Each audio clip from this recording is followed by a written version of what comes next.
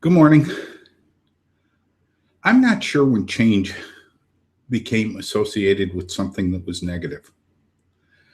But last week, I had two experiences, one that was really troubling and, well, one that wasn't.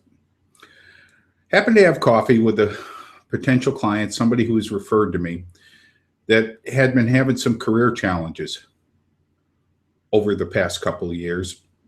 And so I sat down and had a cup of coffee with them. And as I got to know them, they began weaving a tale of how everything that happened to them, all the changes they had to go through, were because of their age. They said they got a lot of job interviews, but when they walked into a room, they could just tell the attitude changed. It was like, oh, you're old. And I sat there a minute and I said, how do you change that? Well, I can't. People are prejudiced against senior citizens. Now, believe it or not, I'm a senior citizen. I don't see myself as being old. I don't see myself as being discriminated against. As a matter of fact, one of the tips I gave this person was that the more you embrace change, the more you're embraced. She kind of looked at me and scowled, kind of like when you take a bite of fruit and it's not quite the way it's supposed to be.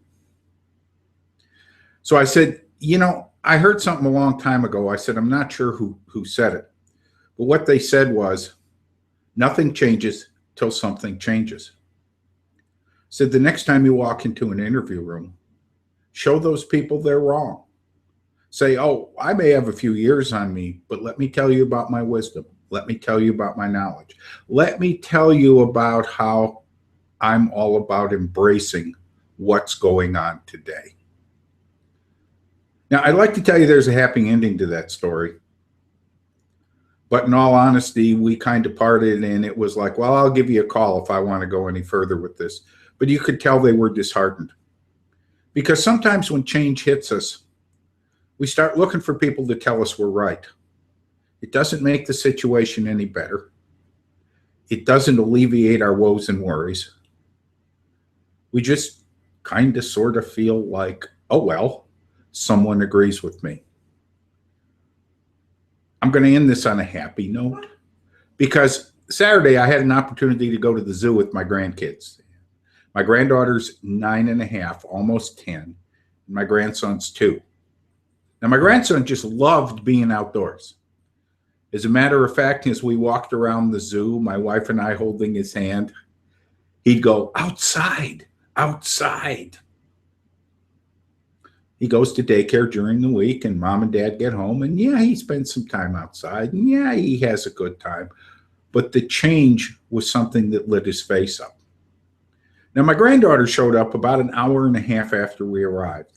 She had a medal around her neck. She was in a pair of running shorts and a t-shirt. And I said, what have you been up to, young lady?